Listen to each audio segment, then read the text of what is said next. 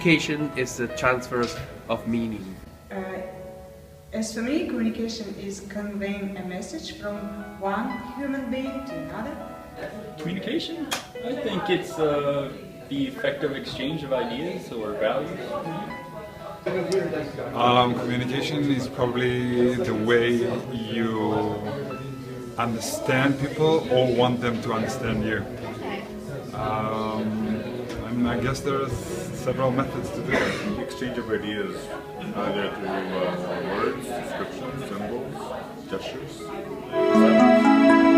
You include the human element and the interactive aspect of communication. It would depend on the context, without a doubt. There's so many variables to develop effective communication, but you definitely want to know your audience, who you're speaking with, and what your method of communicating is, whether it's persuasion or to just get an idea across. That'll completely affect what your communication plan. Okay, usually I'm really bad writing, but the idea that I also always trying to do is try to bring a lot of image, or try to put even in write the most simplest way to explain what I want to say. Even if I have image or something like that, I try to put it in order to show what I want to say. I try to avoid write a lot. I'm really bad doing that. That's why I'm trying to... Yeah, you're good. In fact, it depends on the situation, and it depends on what kind of document you want to create. If you're in a working environment and you want to create an internal audit type of document, which is in a specified area, of course I expect the document to involve some kind of jargons, like some kind of business language in it, so that in fact it says that you know the subject and you also communicate the subject with your colleagues and within the group that you are involved in. So if you are creating a document that will be read or that will be communicated to all people, of course you need to avoid some kind of jargons, and you need to make it more understandable and easily readable. I mean, like, you have to know the question, right? You have to understand properly what the reader wants, or what your colleague asks you to write. At the same time, you have to hit the main points and synthesize it properly, so that your process would be much more organized, and you have to come up with a very good writing. Yeah, that, as I said earlier, it all depends on the situation and what kind of documents you are trying to create. So if you want to create a document that will be, communicated to all people, not in a specified group, you should just avoid using the jargons, and you should avoid using some specific type of language. You should be very clear, very concise, very direct. So you should be in a way that you should not create a misunderstanding or double meanings of the words. You should really use your language very wisely and focus more on the vital points of the topic, so that it will be lesser miscommunication. At the same time, you will deliver your message effectively. So a good document contains, first of all, a key message that is supported by strong arguments, it's delivered in a clear and concise way, and then finally it's understandable by the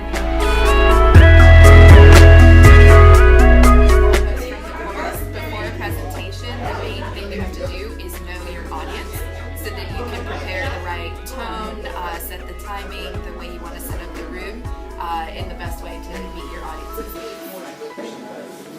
I think you have to decide what you want the result of the message to be, and I think you have to understand your audience.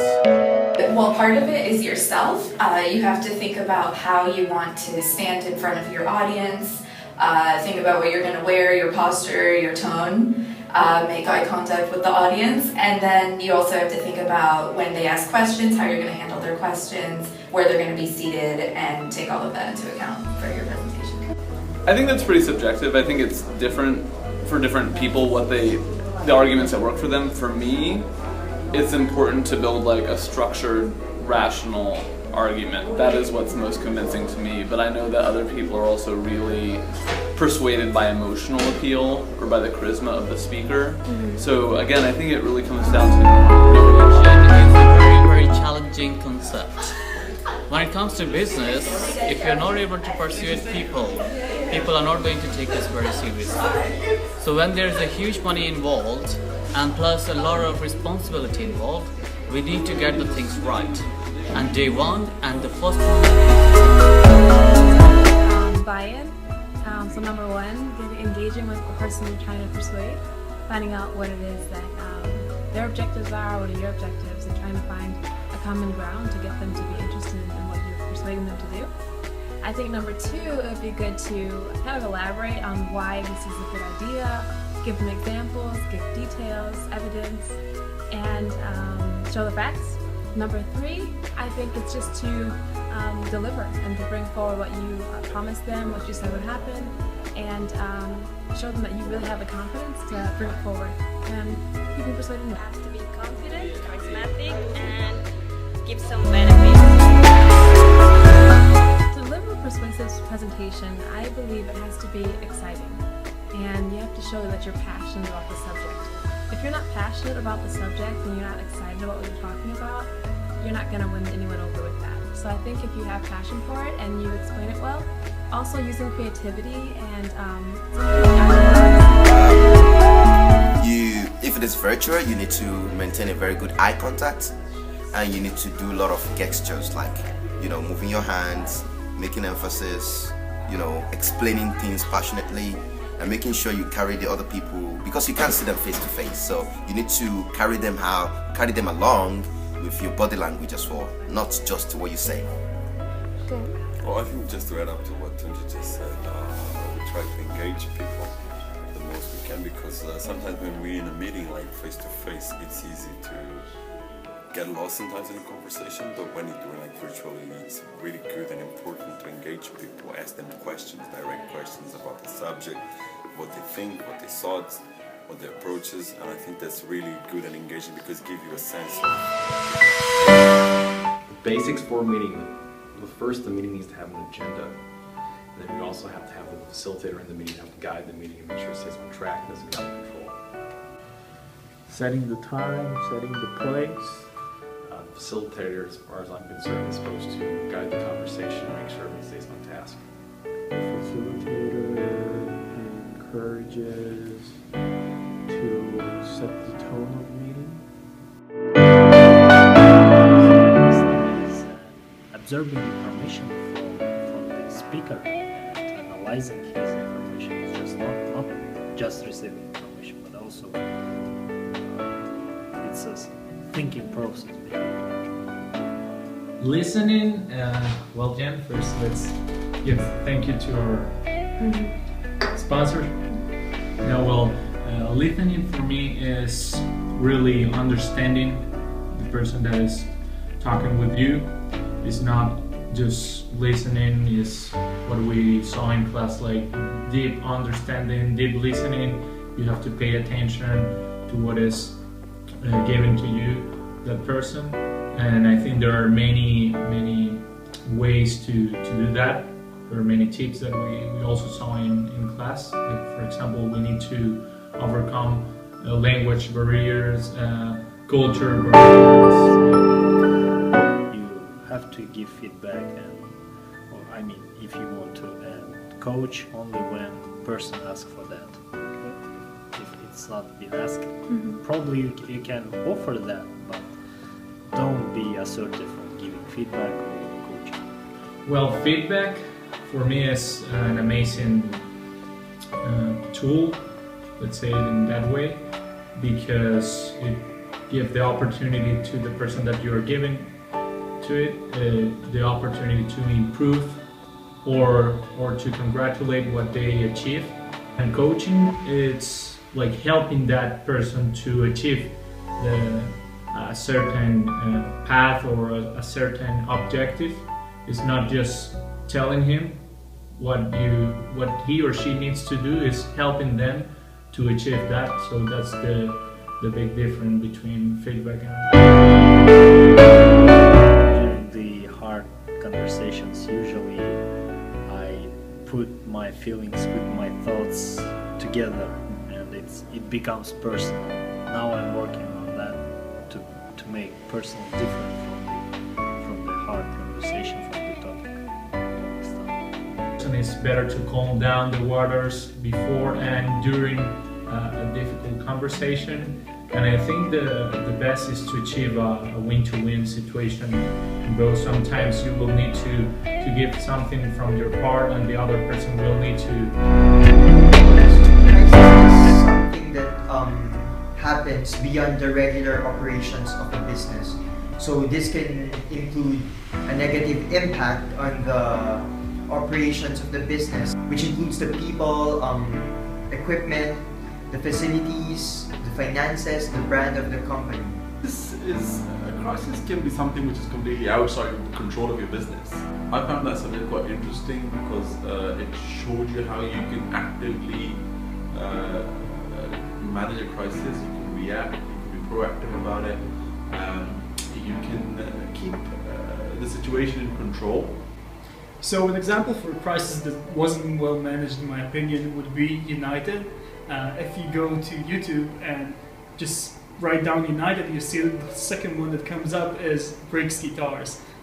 A guy who didn't have his guitar refunded after it was broken posted a song and basically brought the stock price down to the value of about 60,000 guitars.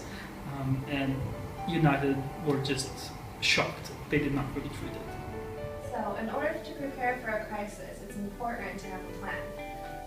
And the plan should consist of these following items.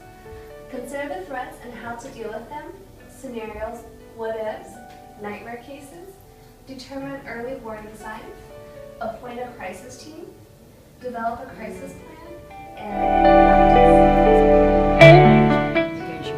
and maybe it's more about how to understand cultural differences and how to be aware of them in order to, before presenting something to them or just before giving a speech, just be aware of what they are expecting, what are the culture, what are the language, also how to use body language, that is important too, and just more like to be aware and culture on them and try to research more about it, because if you are, I don't know, we did in our representation that if you go to other countries and you don't know them, maybe you lose your business or you're not good. So while I was studying at Hult, I learned that for different cultures it is different, they have different understanding of being on time.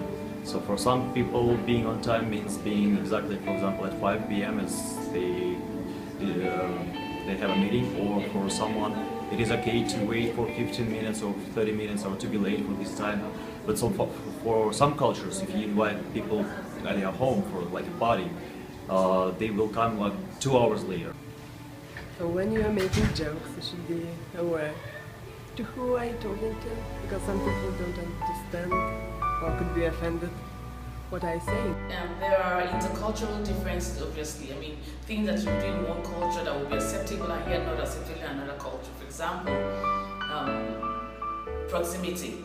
Some cultures, if you're very close to each other, you know, they find it rather strange and they're not comfortable with it. Meanwhile, other cultures are better off you getting close to each other. About ambiguity, actually, it depends on the structure that you're working for. Because for me, for example, in places where, for example, I work in banking, I cannot be ambiguity. I cannot talk to clients having two different perceptions. It needs to have one clear with clear process.